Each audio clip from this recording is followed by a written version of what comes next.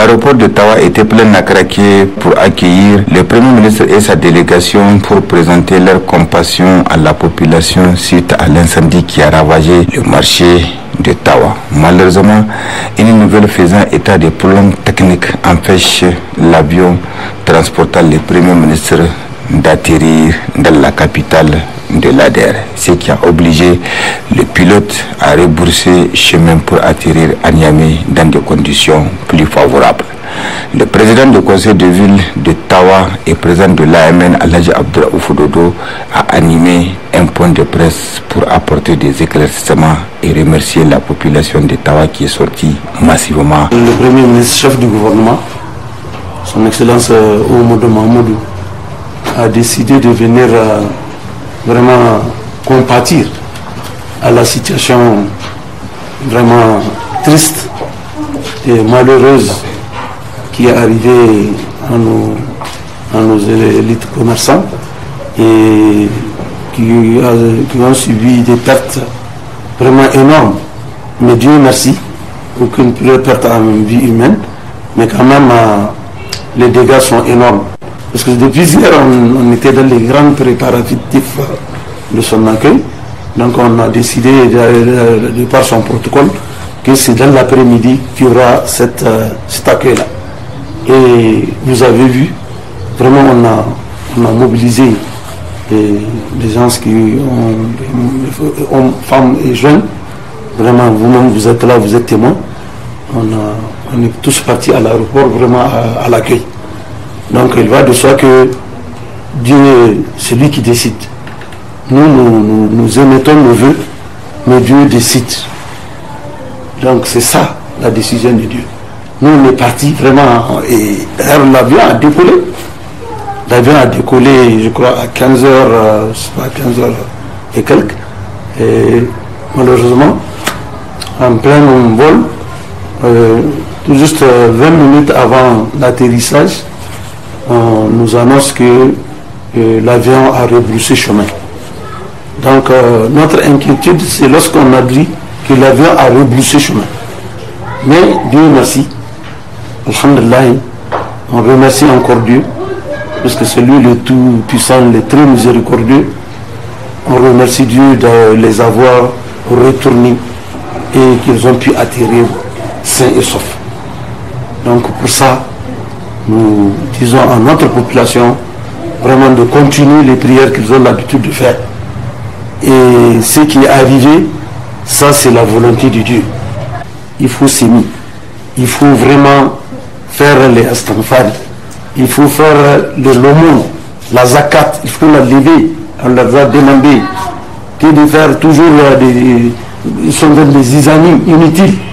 Ça ne nous avance pas au Niger. Ça ne nous avance pas. Même dans une famille, s'il y a des isanis, vraiment il n'y aura pas des bienfaits de Dieu. Donc c'est pour cela je réitère tous nos remerciements à tous ceux qui ont fait le déplacement de l'aéroport, vraiment pour accueillir notre chef de gouvernement, et de remercier vraiment tous ceux qui sont venus de loin. Vraiment, on remercie Dieu. Et on continue à le remercier d'avoir retourné vraiment cette délégation composée de hautes personnalités, vraiment qui sont retournés sains et saufs. Et on remercie Dieu, le Tout-Puissant, le très miséricordieux, qui protège encore notre pays, le Niger. Notez que son Excellence Oumoudou Mahamadou, Premier ministre de la République du Niger, est accompagné dans ce déplacement d'une forte délégation.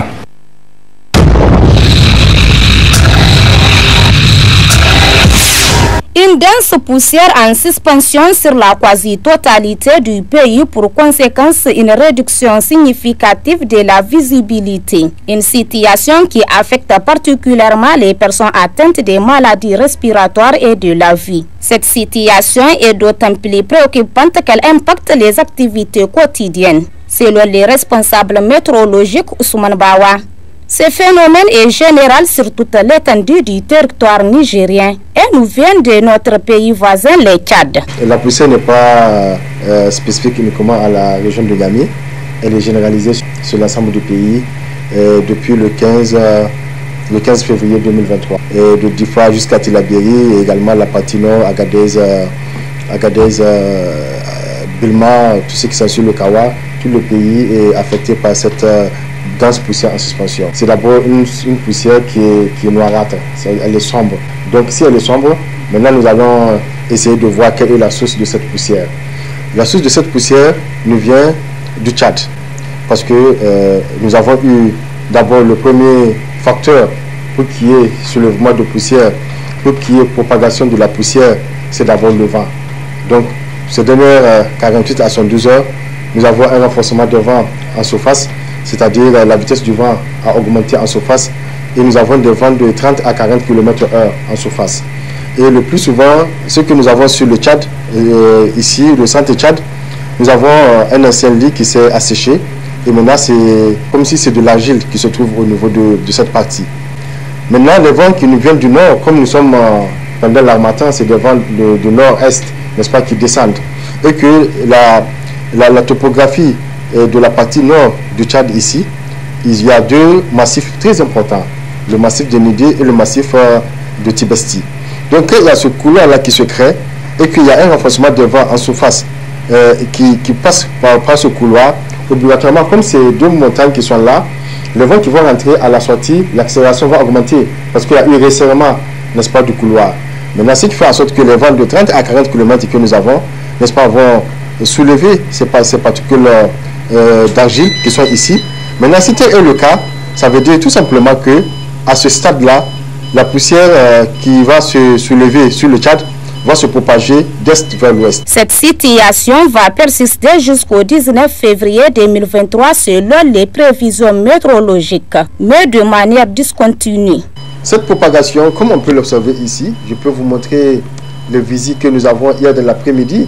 Vous voyez, Niamey, nous avons 500 mètres, n'est-ce pas, alors que la visibilité normale, c'est 10 000 mètres. Donc, Niamey, on s'est retrouvé avec 500 mètres de visibilité. Et sur la partie est, la poussière a persisté. Donc, ce qui a fait en sorte que le 15 février 2023, nous avons émis ce bulletin.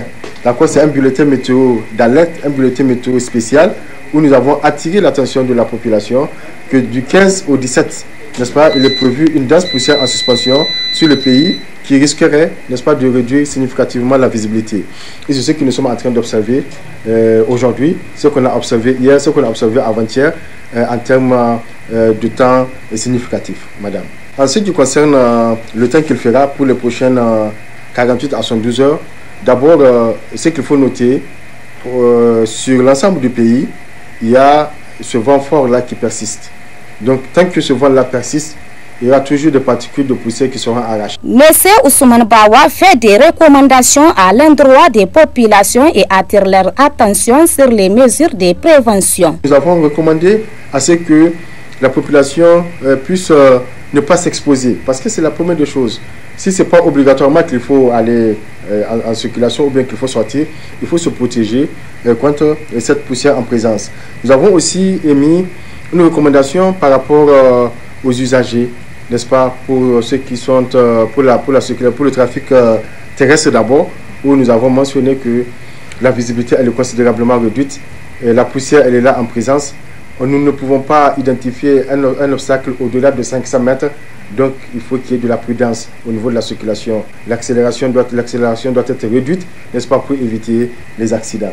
Parfois, il y a un certain nombre de maladies respiratoires que nous observons pendant ce temps-là. Il y a ceux qui sont quand même malades, il y a l'asthme qui est là, il y a ceux qui ont des bronchites, il y a aussi les lèvres qui gercent, il y a aussi l'irritation au niveau des yeux. Donc il faut vraiment se protéger contre ces phénomènes. Un phénomène climatique très dangereux pour la santé humaine. La plus grande prudence doit être de mise.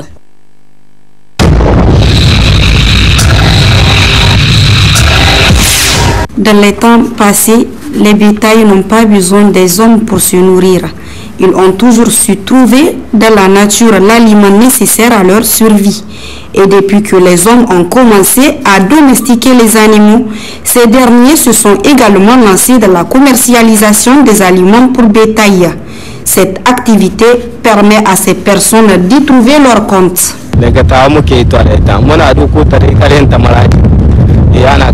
Nous apportons cet aliment pour le bétail de la région de Tawa et très souvent de la région de Maradi. Les prix sont abordables. Afin de répondre aux besoins, cet aliment est nutritif pour l'organisme des animaux.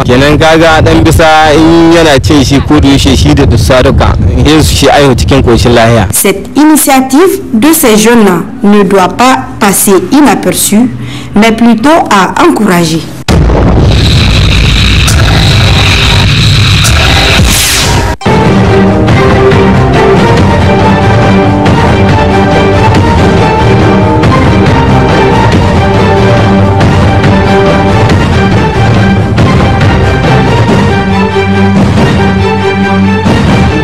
Mesdames et messieurs, bonsoir. La roue de l'histoire, dans son numéro 1143 du 16 février 2023, écrit en grand titre « L'insécurité au Sahel, soutenant nos forces de défense et de sécurité ».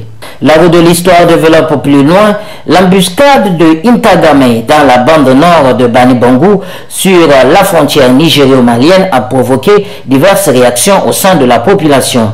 Compassion, colère, solidarité, tels sont les sentiments qui se dégagent entre ceux qui pleurent les soldats tombés sur les champs de bataille et ceux qui entretiennent un débat malsain en montant les enchères pour profaner la mémoire des vaillants combattants. Ceux-là, comme à leur habitude, inventent des bilans imaginaires catastrophiques en faisant circuler sur les réseaux sociaux des images tragiques d'événements qui se sont passés ailleurs dans le seul but de créer le choc au sein de l'opinion publique nationale.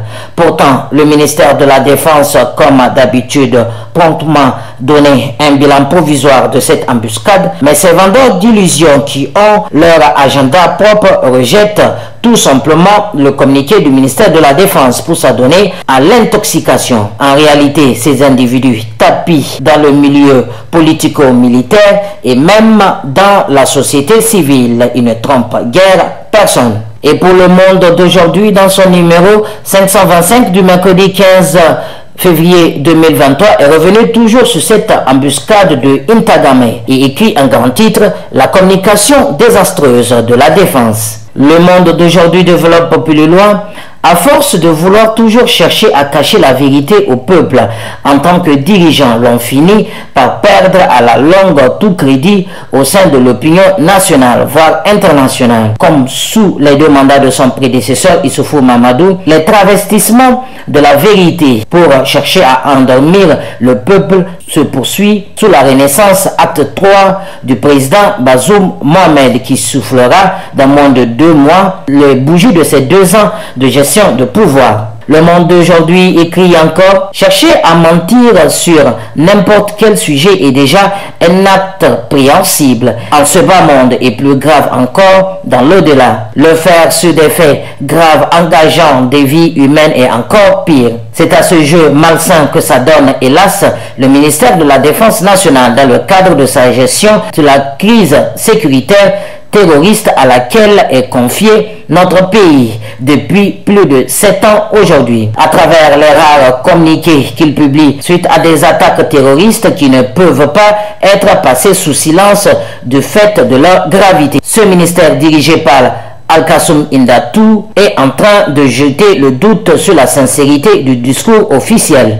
Et pour le canard déchaîné, dans son numéro 915 du 17 février 2023, écrit en grand titre « Procès de coup d'État du 30 au 31 mars 2021 ». Réquisitoire contre plaidoirie. Le canard déchaîné développe plus loin le procès des auteurs présumés de la tentative du putsch du 30 au 31 mars 2021.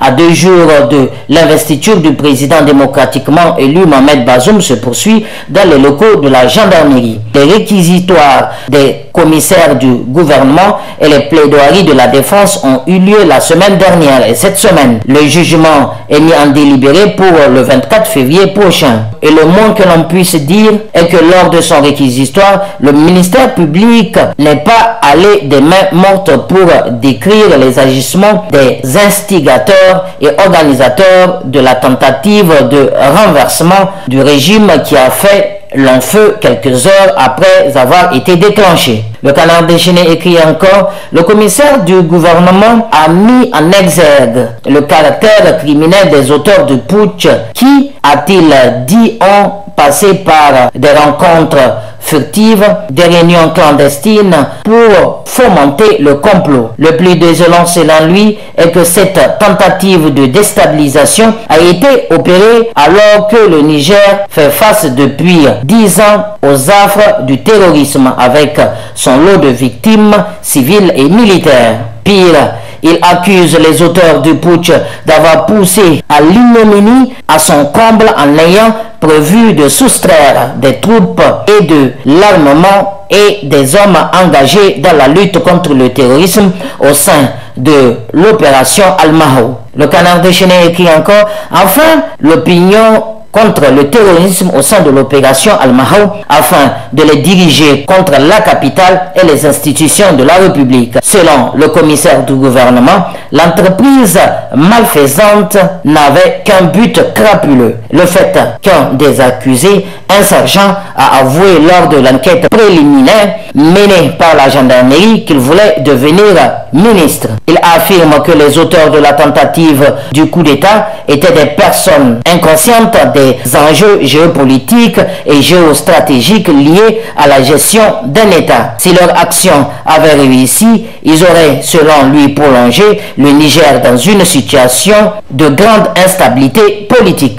Et pour l'hebdomadaire satirique nigérien d'information générale, le Hérisson, dans son numéro 347 du 16 février 2023, est revenu sur cette affaire de terrorisme et écrit en grand titre « La très difficile équation sahélienne ». Le Hérisson développe plus loin: Sahélistan, Samuel Laurent, essayiste et consultant international, a trouvé le terme qui colle bien à la situation sécuritaire chaotique en Libye. Après la fin du régime de Muammar Kadhafi, plus de 10 ans après la publication de son livre paru aux éditions Seuil, nous y sommes dans le Sahélistan, au-delà du territoire libyen, avec une équation beaucoup plus complexe. Le Hérisson écrit encore: dans la zone des trois frontières, la lutte contre le terrorisme est désormais dans une dimension autre que celle d'avant. Depuis pratiquement plus d'une année, ce sont des armées nationales et celles de leurs partenaires qui sont face au groupe terroriste. De nouveaux fronts sont venus s'y greffer, compliquant davantage la résolution de l'équation sécuritaire. Al-Qaïda et IGS, pour ne citer que cela, les communautés locales s'accusent de complicité dans la dégradation de la situation sécuritaire et se battent entre eux à travers des alliances éphémères, et les bandits criminels de tout acabit s'y sont installés, spoliant et rançonnant des populations vulnérables prises dans ce piège infernal. Voici en quelques mots une brève description de la poudrière sahélienne qui s'étend aujourd'hui jusqu'aux portes du golfe de Guinée. Et pour l'hebdomadaire nigérien d'information générale, de réflexion et d'opinion, l'actualité, dans son numéro 694 du 13 au 19 février 2023, écrit en grand titre « Gouvernance, les contre-valeurs des socialistes ». L'actualité ajoute: aujourd'hui les Nigériens savent que tout ce qui pousse ces dernières années de la capitale comme bâtiment insolent et leur œuvre le produit compromettant de leur gabégie, de leur détournement immense, de leur vol inouï. Les Nigériens n'ont jamais connu ça, et pour perpétrer le système et le mal, personne d'autre ne doit être promu à travers certains postes stratégiques, sinon que leur enfant et souvent leur épouse. Ça aussi, les Nigériens ne connaissent pas. Et ils peuvent comprendre que si tant de gueules bavardes se sont tues, ce que, au fond, on leur aura fait comprendre qu'une telle gestion, globalement, profite au clan et donc mensongèrement à chacun, que cela, les uns comme les autres solidaires du clan, devraient ne pas gêner le système de ce qui serait la consolidation d'un pouvoir qu'ils ont repris. Et pour le Canard en furie, l'hebdomadaire satirique nigérien, dans son numéro 316 du lundi 13 février 2023, écrit un grand titre « Arrogance française quand le chef de la diplomatie française au Niger dérape ». Le Canard en furie développe plus loin. Le Niger, bon élève de la France, est finalement ce pays que la France ne sait pas respecter. Ne serait-ce que pour les soumissions et les servilités de ses dirigeants, très peu en phase avec leur peuple. Une publication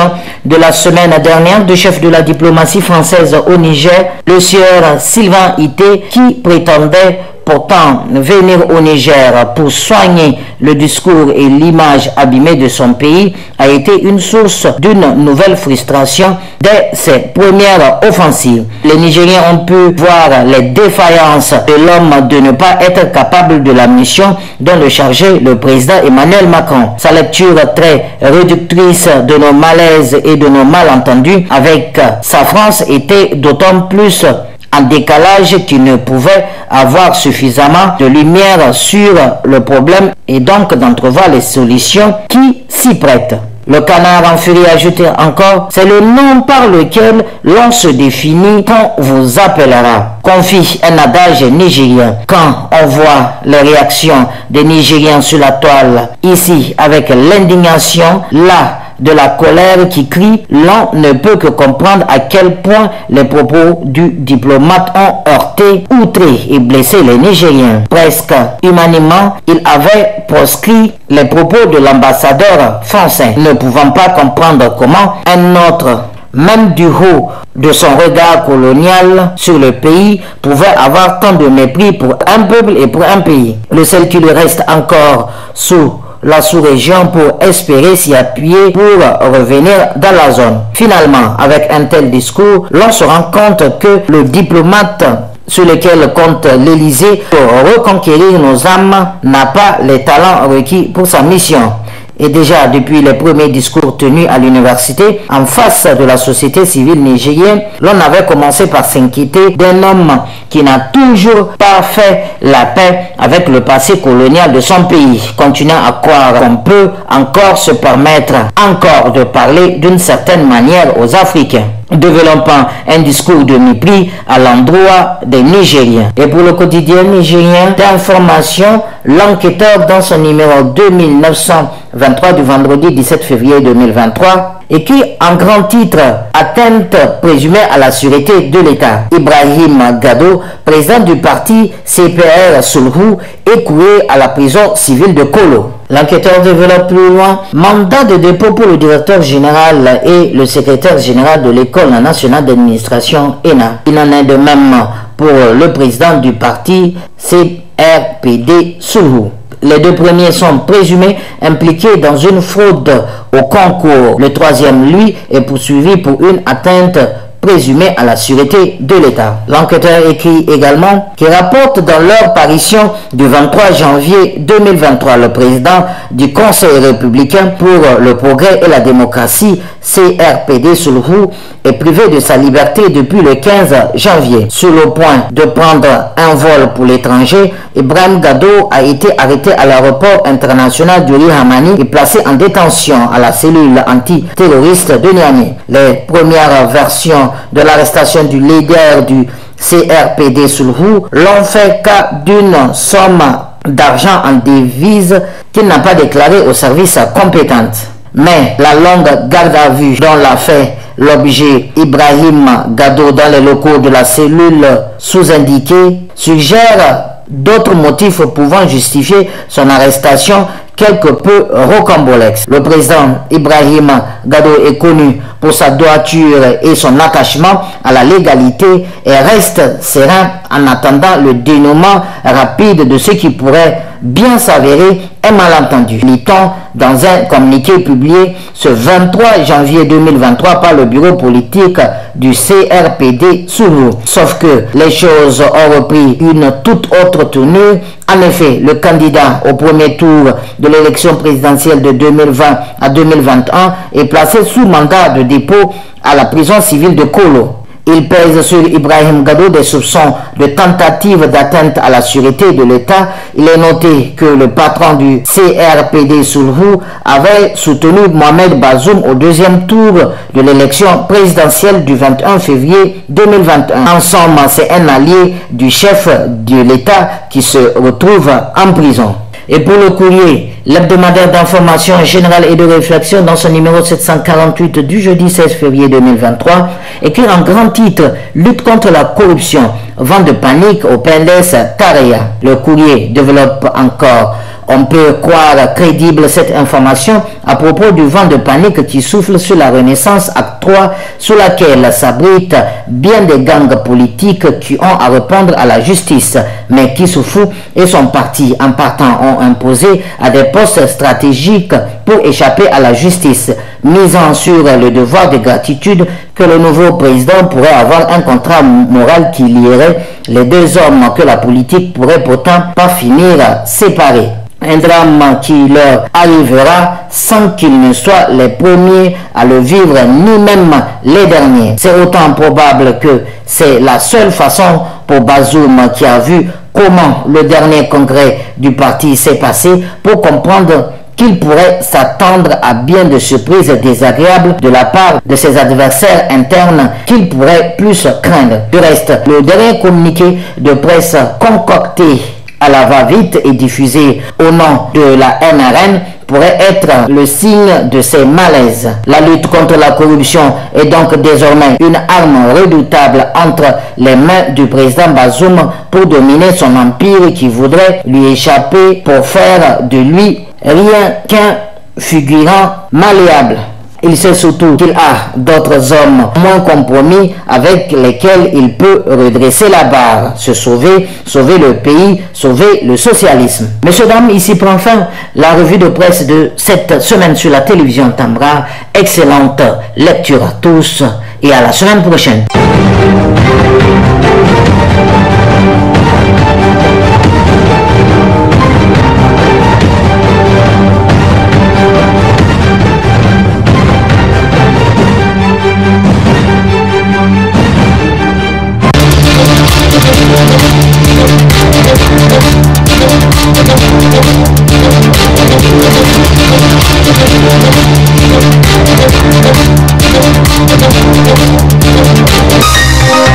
Ce journal vous a été présenté par STM Transport Voyageurs.